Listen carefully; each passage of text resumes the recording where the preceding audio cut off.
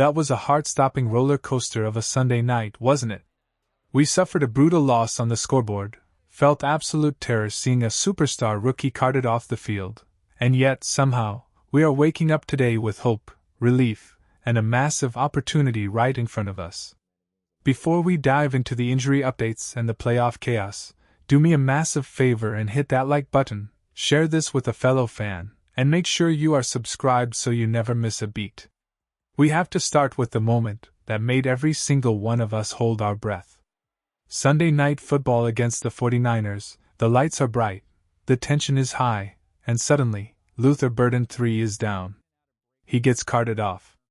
In that moment, I know I wasn't the only one thinking the absolute worst.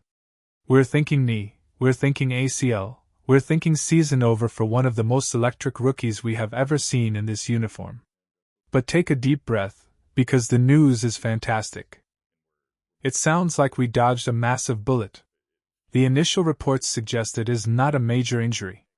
It looks like a quad issue, maybe a severe thigh contusion, which is painful, yes, and it looks scary, but it is not the kind of thing that ends a season. It's a bruise. It's muscle. It's not structural damage to the knee. I cannot stress enough how huge this is. We were all refreshing our feeds, waiting for the doom and gloom, but hearing that it's likely just a situation where he needs rest is the best possible outcome after seeing a cart involved. Maybe he sits out week 18. Honestly, who cares? If he is ready for the playoffs, that is all that matters. Because let's be real, Luther Burden III has transformed into a demon on that football field. I mean, did you see him last night before he went down? He was arguably the best player on the entire field, and that field was full of superstars. 8 catches, 138 yards, and a touchdown. He was unguardable. When you get this guy in space, one-on-one, it's over. The defender has zero chance. There was that 3rd and 10 play where he caught a simple 6-yard out, and instantly, you just knew it was a first down. He made the guy miss with ease. He is special. And the fact that we have him, along with the rest of this young core, is terrifying for the rest of the league. Think about it. We have DJ Moore battling through the flu and still making plays. We have Rome Odunze, who isn't even 100% healthy and is still a threat. We have Colston Loveland, who was absolutely terrific last night and caught that massive 4th down conversion. And then you add a healthy Luther Burden to that mix? That is a pick your poison nightmare for defensive coordinators. It really begs the question, when was the last time this franchise had an offensive young core that was this explosive and this clutch on a national stage? It is mind-blowing to see the development of these rookies. You look at Burden and Loveland, and you don't see scared kids. You see playmakers who are already the present of this team. They had some drops, sure, the lights were bright and the pressure was on, but they bounced back. Loveland making that catch on 4th down?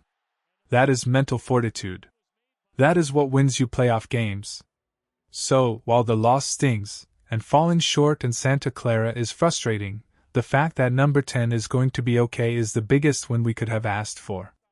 But let's talk about the trigger man, because my goodness, Caleb Williams is silencing every single critic who is still foolish enough to doubt him. We just watched our second-year quarterback go toe-to-toe in a shootout with a major contender on the road, and he did not blink. He threw for 330 yards. He kept answering the bell. Every time the 49ers scored, Caleb drove us down the field.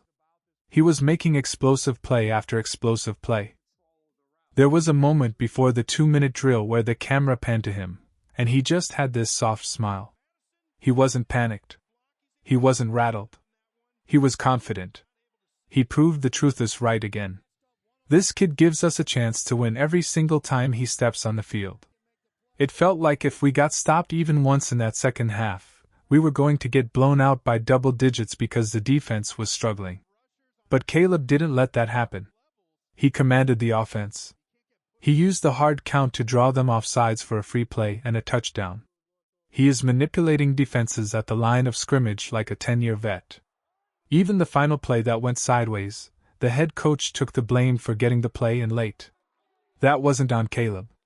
He is growing up right before our eyes, and he is dragging this offense into the elite tier. And now, we are staring at history. Caleb Williams is knocking on the door of becoming the first quarterback in the history of this franchise to throw for 4,000 yards in a single season. He is about 270 yards away. He is also right on the doorstep of the franchise record for passing yards in a season. It is all right there for the taking in Week 18 against the Lions. And this brings us to the absolute biggest debate of the week, and I need to hear from you on this one. This is our question of the day.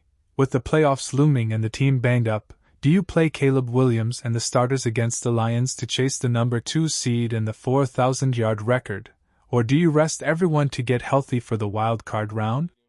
I want you to go down to the comments section right now and type P for play or R for rest. Let me know what you think because this is a massive decision.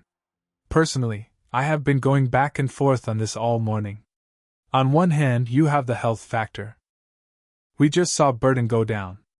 We saw how physical that game was. The idea of resting guys, playing the backups, and treating Week 18 like a preseason game to ensure everyone is fresh for the playoffs makes a lot of sense. You don't want to risk Caleb or anyone else in a game that might not feel like life or death. But then, you look at the seeding scenarios. And this is where it gets interesting.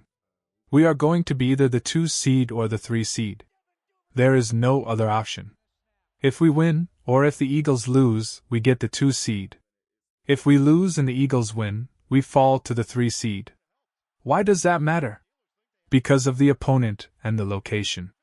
If we get the 2 seed, we are guaranteed to host the Green Bay Packers at home. If we fall to the 3 seed, we likely host the 49ers again, the Seahawks, or the Rams. And if you win as the 2 seed, you are guaranteed another home game in the divisional round. As the 3 seed, you probably have to go on the road in round 2. I slept on it, and I'm leaning towards playing. I think you chase the 2 seed. I know the Packers have had our number historically, but have you seen them lately? They have lost 3 in a row.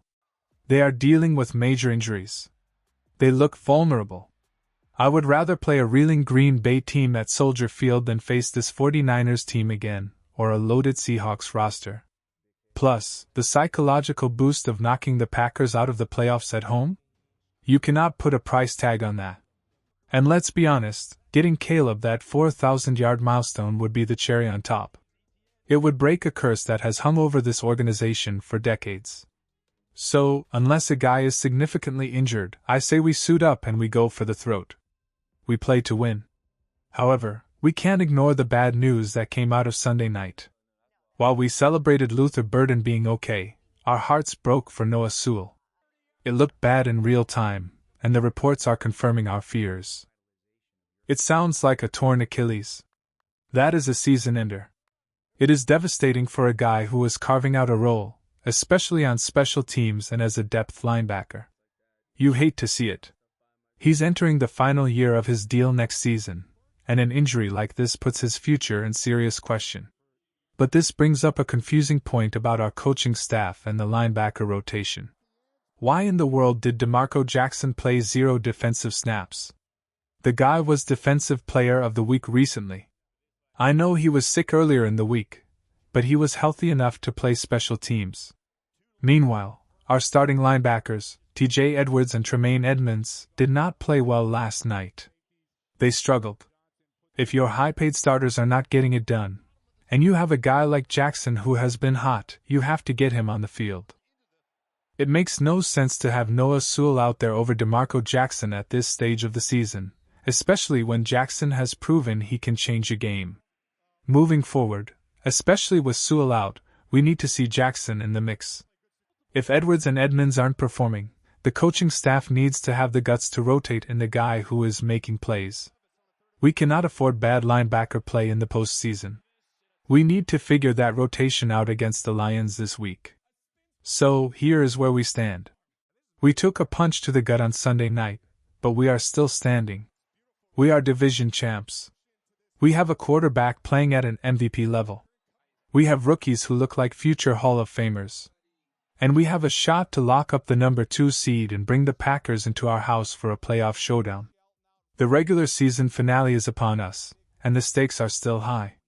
Whether they decide to rest or play, we are getting ready for a playoff run that could be legendary. Make sure you are subscribed because we are going to be breaking down every single angle of the playoff picture, the injury reports, and the game plan all week long. The real season is just getting started. Bear down,